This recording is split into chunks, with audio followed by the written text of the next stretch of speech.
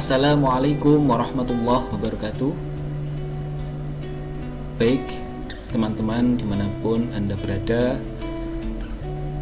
yang pertama kita panjatkan puji syukur kita kepada Allah Subhanahu wa Ta'ala karena atas limpahan taufik serta inayahnya kita semuanya dapat berwujuh bertatap muka melalui daring dalam keadaan sehat walafiat. Semoga apa yang kita laksanakan pada hari ini dan hari-hari selanjutnya selalu dimudahkan oleh Allah Subhanahu wa Ta'ala. Langsung saja pada kesempatan kali ini mari kita belajar bersama-sama. Sebelum kita membahas tentang materi pada hari ini, mari kita berdoa terlebih dahulu dengan membaca basmalah bersama-sama. Bismillahirrahmanirrahim. Baik teman-teman semuanya, pada kesempatan kali ini izinkan saya mempresentasikan materi tentang pengurusan jenazah. Ya, ini adalah simulasi pembelajaran interaktif melalui video. Dengan membuat video, mari kita belajar bersama-sama. Yang pertama akan saya tampilkan slide-nya.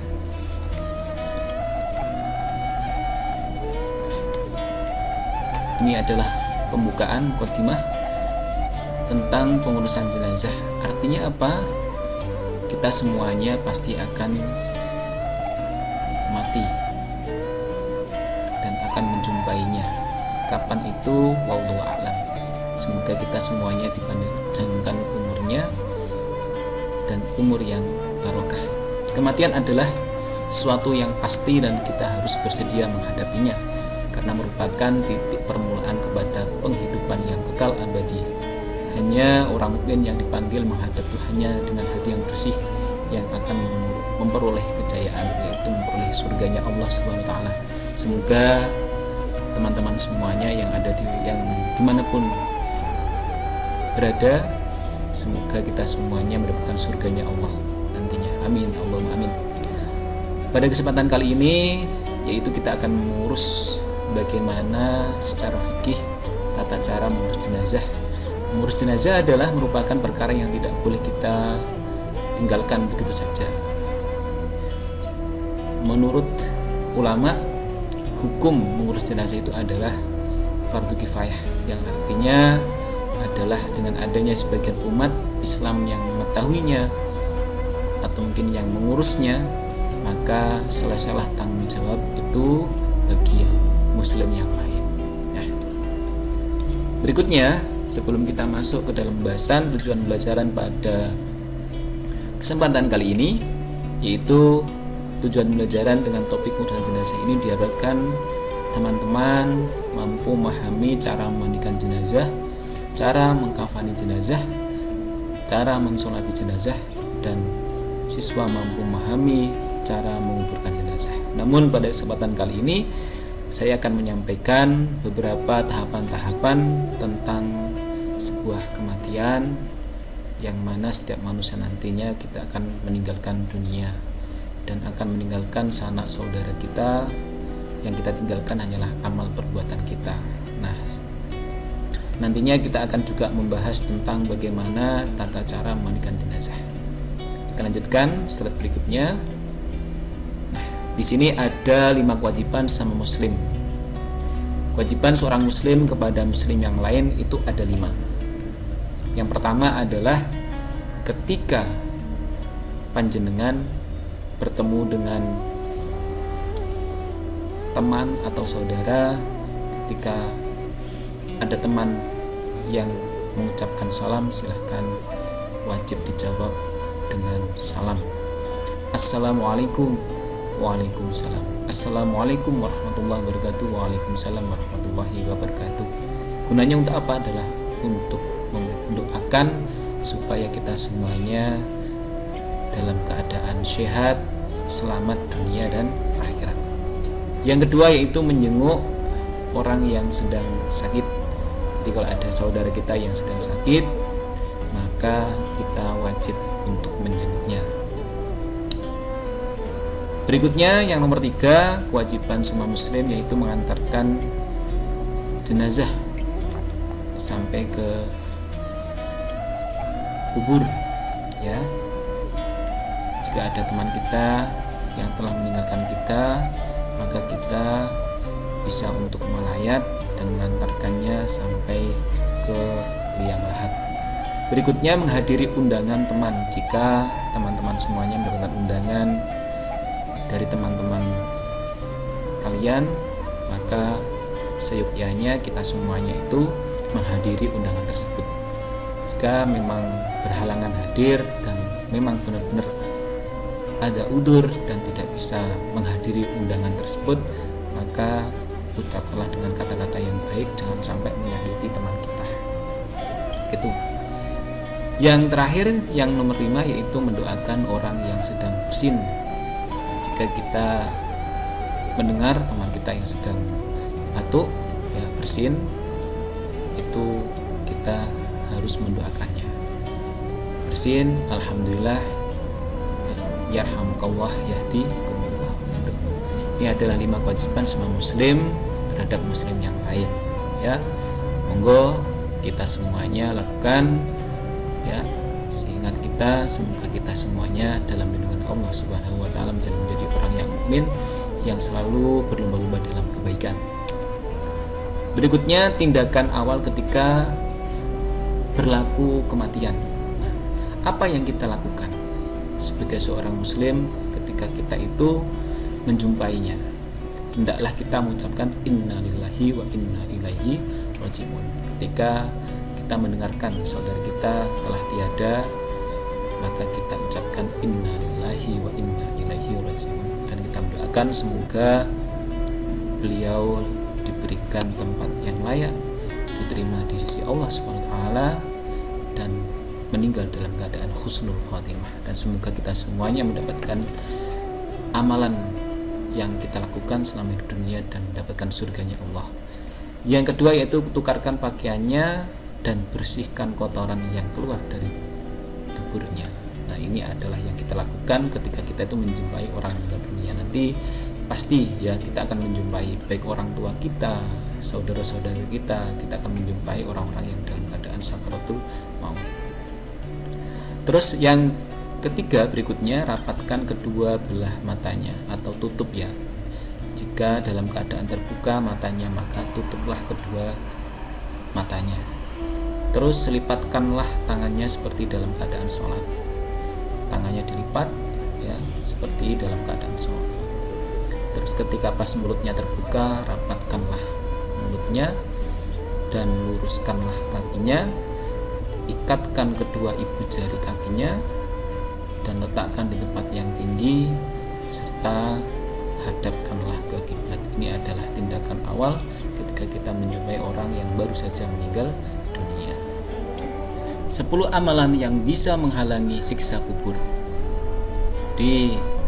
Silahkan teman-teman semuanya bisa kita praktekkan bersama-sama dalam kehidupan sehari-hari tentang 10 amalan yang bisa dan yang dapat menghalangi kita itu dari siksa kubur.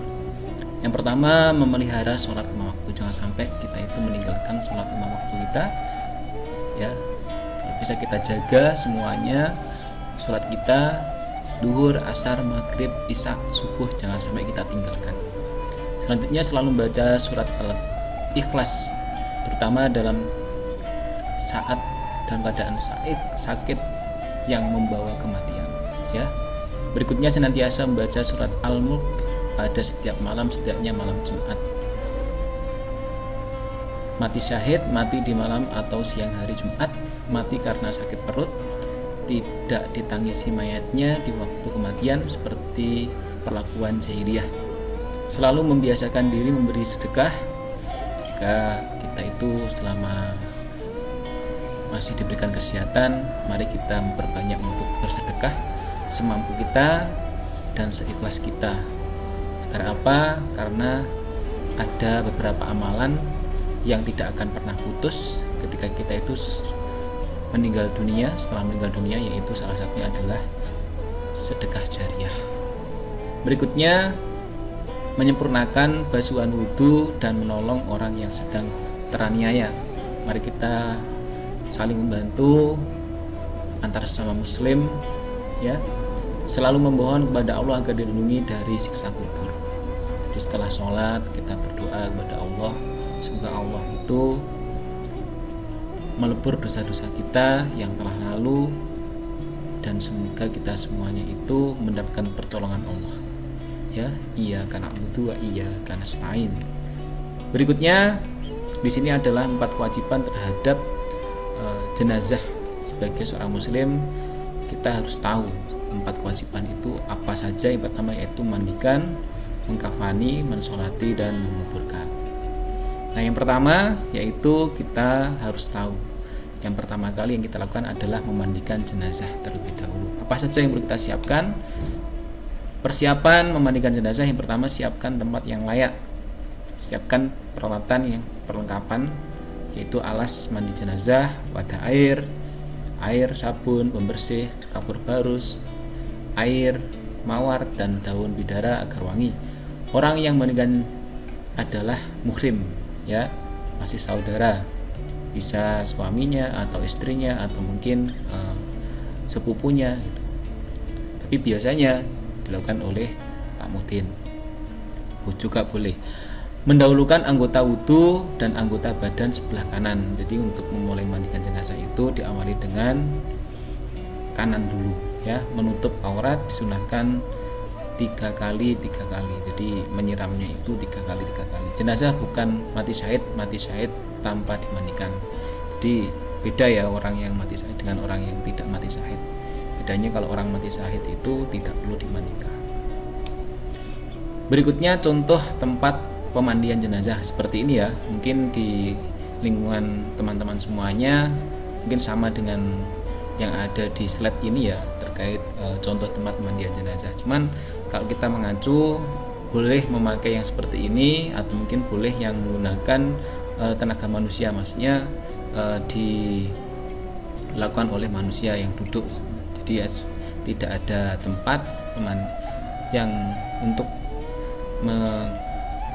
menampung jenazahnya. Kalau di sini biasanya umumnya hampir sama dengan di daerah-daerah yang lain seperti ini. Berikutnya peralatan yang dibutuhkan saat memandikan jenazah yaitu tempat mandi seperti tadi ya, bilik mandi, kain basahan, terus sabun, air cendana, kapur barus, daun bidara, sarung tangan, terus gayung, minyak wangi, dan handuk. Ini adalah salah satu perlengkapan persiapan untuk memandikan jenazah, salah satu. Berikutnya cara memandikan jenazah. Yang pertama, jenazah ditempatkan yang terlindungi ya. Jadi jangan sampai di tempat yang umum, harus tempat yang tertutup. Memulai dengan basmalah, orang yang memandikan jenazah diberikan kain basahan untuk menutup aurat. Jadi jangan terbuka, kalau bisa dikasih kain. Biasanya kalau di sini itu jarik kain. Terus membersihkan kotoran dan najis. Jadi jangan lupa ketika harus memandikan jenazah itu bersihkan kotoran jenazah tersebut ya. Terus diangkat agak didudukkan, kemudian perutnya diurut supaya kotorannya keluar. Ini tata caranya. Kotoran pada kuku, mulut, gigi, telinga dibersihkan ya, menggunakan tadi daun bidara. Menyiramkan air ke seluruh tubuh, diwudukan, dan terakhir disiram air campur kapur barus, daun bidara, wangian yang berbau harum. Jadi di akhir-akhir memandikan jenazah setelah dikasih sabun, terus yang terakhir adalah dikasih kapur barus, daun bidara atau wangian biar harum. Dikeringkan dengan kain atau handuk ya, disiapkan kain-kainnya. Berikutnya orang yang memandikan jenazah ada niatnya. Jika jenazah laki-laki, nawaitu husla lihadal mayyiti lillahi ta'ala. Sedangkan untuk niat untuk memandikan jenazah perempuan yaitu nawaitu husli lihadihil mayyitati lillahi ta'ala. Bedanya di mayyiti dan mayyitati ya. Berikutnya diberikan kain basahan ini ya, contohnya bisa sarung dan sebagainya. Sirami dengan air bersih mulai dari yang kanan dulu. Diusap 3 kali tadi. Berikutnya didudukkan untuk mengeluarkan kotoran. Tadi diurut perutnya ya, terus biar kotorannya keluar. Berikutnya istri boleh mandikan suami atau sebaliknya boleh jika memang istri tatak ya, ibaratnya kuat ya menghadapi cobaan ini ketika pas ditinggalkan suami. Tapi kalau memang was-was, kalau bisa biarlah saudara terdekatnya gitu. Berikutnya membutuhkan jenazah. Setelah selesai ya, membutuhkan jenazahnya. Menyiram dengan kapur, barus atau wangi-wangian ya. Berikutnya mengeringkan dengan handuk. Hikmah memandikan jenazah. Islam mementingkan kebersihan. Innallaha jamilun wa yuhibbul jamal. Jadi Allah itu menyukai hal yang bersih atau hal yang indah. Karena an-nadhafatu minal iman. Semuanya Allah itu menyukai orang-orang yang bersih, orang yang iman itu adalah orang yang bersih. Ya. Berikutnya menghormati manusia ya, menghadap Allah dalam keadaan bersih dan suci. Toharoh. Yang pertama itu toharoh. Apa-apa itu toharoh. Kita mau sholat toharoh, kita mau membaca Al-Quran toharoh dulu, bersuci dulu. Maka ketika kita mau dihadapkan pada Allah SWT ya, kita dalam keadaan suci ya, dimandikan terlebih dahulu. Ini adalah hikmah memandikan jenazah. Nah, itu tadi adalah penjelasan tentang bagaimana tata cara memandikan jenazah. Berikutnya di sini adalah ada tugas tentang memandikan jenazah, tentang bagaimana kita itu menghadapi sebuah kematian ya. Kita belajar, semoga kita semuanya ini dilindungi Allah SWT dan meninggal dunia dalam keadaan husnul khotimah. Kita harus mempersiapkan diri dulu ya, perlu kita siapkan bekal-bekal kita nanti ketika kita meninggal dunia. Kalau belum siap ya kita siapkan dulu perbuatan yang baik. Setiap hari melaksanakan sholat 5 waktu, berbuat baik kepada sesama muslim dengan muslim yang lainnya itu. Nah, di sini silahkan teman-teman semuanya, saudaraku semua yang ada dimanapun, silahkan bisa mengerjakan tugas yang saya berikan dalam slide ini. Bisa diklik linknya atau mungkin bisa di-scan barcode-nya. Terima kasih. Semoga penjelasan saya tadi ya dapat bermanfaat untuk teman-teman semuanya. Bila mana mungkin ada kekurangan atau mungkin ada yang kurang jelas, bisa ditanyakan melalui komentar atau melalui channel YouTube yang sudah saya share melalui channel YouTube. Nah, silakan bisa kalian tanyakan. Kalau mungkin nanti bisa saya jawab ya saya jawab. Semoga pertemuan hari ini bisa bermanfaat untuk kita semuanya. Dan selamat beraktivitas. Semoga kita semuanya dalam lindungan Allah Subhanahu wa taala. Mari kita akhiri pembelajaran pada hari ini dengan membaca hamdalah bersama-sama. Alhamdulillahirabbil alamin. Dan sekian dari saya. Wassalamualaikum warahmatullahi wabarakatuh.